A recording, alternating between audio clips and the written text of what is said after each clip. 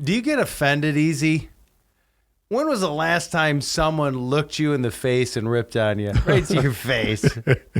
Today on Mad Talk, we're going to talk about, is it a sin to get offended? Wow, yeah. Watch next.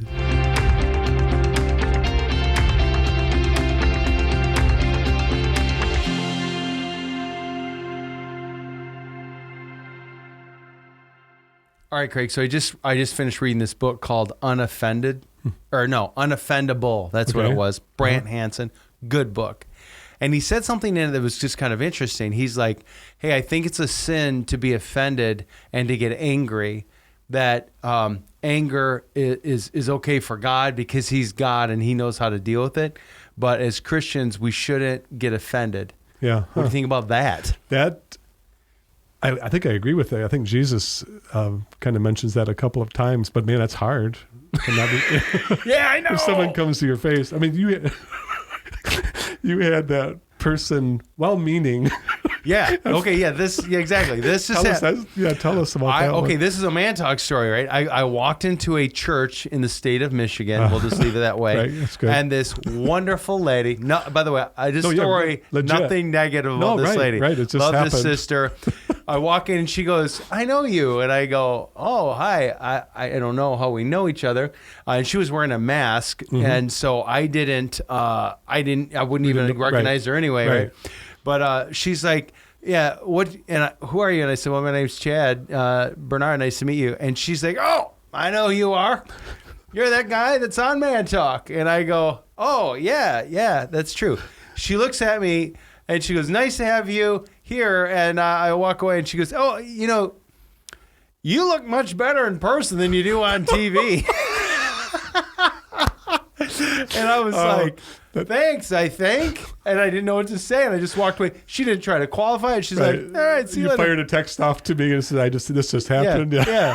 Oh man, and that's not even worse than that. Just this is earlier. I walked into church, and this guy goes, "Man, you're looking old." Ooh. For years you've always just looked so young and ageless, but boy, you are looking old. And I was like, this wasn't like, off to the side. It was his wife and then my wife, and I looked at my wife and I just was like, "So how did that make you feel?" I sound like I'm psychiatrist. So how did that make you feel? Yeah. No, but like, here's the thing is I literally had started reading the book. Oh, yeah. Before, he tore into me. So I was okay with it. Yeah. It didn't even bother me. I actually laughed about it. I go, you never just get old. It happens.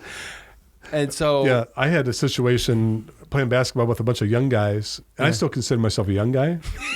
Yeah. Right? But I keep forgetting I have gray hair. And, right. And I'm older than most of these guys. And he came up to me, legitimately was going to be a compliment. Right. He said, "Man, I hope when I'm your age that I play basketball like you do."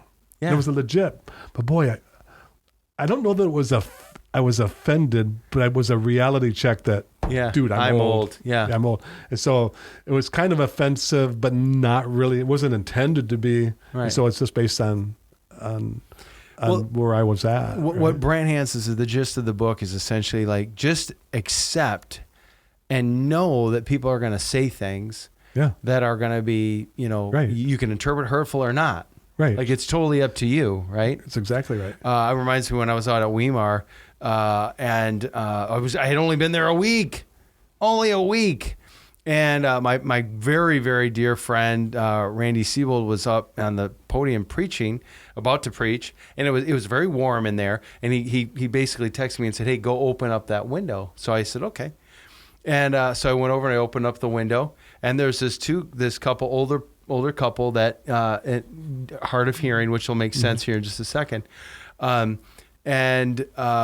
they looked at me, and then I sat down, and the wife turned to the guy and said, "It's too drafty in here. You close that window. And the guy looked at me and he looked at his wife. Then he looked at me and he looked at his wife and he goes, "I'm not closing that window. That fat guy right there just opened." And he said it like he could have been yelling. He was so loud. And like the whole church heard it. And I just about fell out of the pew laughing. Now, could I have been offended? Sure. Right. Yeah. Could I lose weight? Sure. But I mean, this concept of... But you just let it go. Right. Offense is a choice. Story. Yeah. It is. Offense really is a choice. It is. And we're going to offend people if we stick by what Jesus has asked us to do. Right. Proclaim the gospel to the whole world, and the world doesn't want to hear about it. Right. And so we're going to be offended.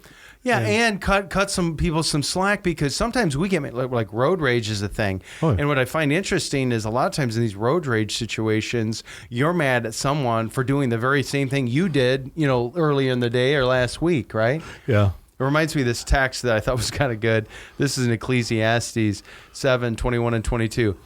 Do not take heart all the things that people say, lest you hear your servant cursing you. Your heart knows that how many times you've cursed others. Oh, yeah. Yikes. So, yeah. the wisdom of don't get mad at other people for doing the very same things you do. Forgive them as Christ has forgiven you. Right. Yeah. Don't get offended. Yeah. And then it reminds me in Matthew 5, or I think maybe it's Matthew 6, where Jesus sends his disciples out to preach. Yeah. And he says, hey, when they don't accept you, just leave, knock the dust off of your feet. Basically saying, hey, don't be offended for my sake. You know, blessed are you. There's another place, I think it's in, I don't know where it is in the New Testament, where he says, blessed are you if you're offended because of my name. Right. They revile you or curse you. They curse me. Yeah, right. Exactly. So this is where I'm at, is kind of landing for this talk, is just accept the fact that you're going to be living, you live in an age where people are going to say things that are offending you. But don't let it just go. I mean, don't live your life in such a way where you carry this burden of bitterness and hate, and that person said that to me and I'm going to stick it to them later. Just let it roll. And if you stand up for what's right and someone makes fun of you, like you said, because of it, expect it. Yeah, expect when you stand up for Jesus that you're not going to be the most popular guy in the room, and be okay with it. Yeah, and I'm sure it's happened to you. I know it's happened to me. When we make that stand, there's somebody who's not going to like it. Right. And I remember this has happened to me this last summer. I asked some questions because I wanted to make preparation for Sabbath. Some of the things that I try to do is I don't like to buy and sell on Sabbath if I can keep away from it. Mm-hmm. And I just said, I wonder what time sundown is because I want to, make preparation. Mm-hmm. And this lady said, well, I didn't realize you're such a legalist. And I was like, okay, whatever. Right. But I'm not going to get offended over it. Like, hey, whatever, lady, Yeah. That's exactly right. Don't get offended. So this is a challenge this week, right? Your wife, your kids, somebody says something offensive to you. Somebody cuts you off on the road. Don't take it next level. Don't respond with that type of behavior with more of that same behavior, right? Don't be offended. Let it over to the Lord. Let Him deal with it. And you're going to live a happier life. Absolutely. And it kind of leads right into our three things about man talk. Right, exactly. If we love God, right, then and we love everybody. Right, and even if there's that saying that if hurting people hurt others, right? And so we just realize if they're wanting to offend you, then they're hurting. And right, exactly. Remember that.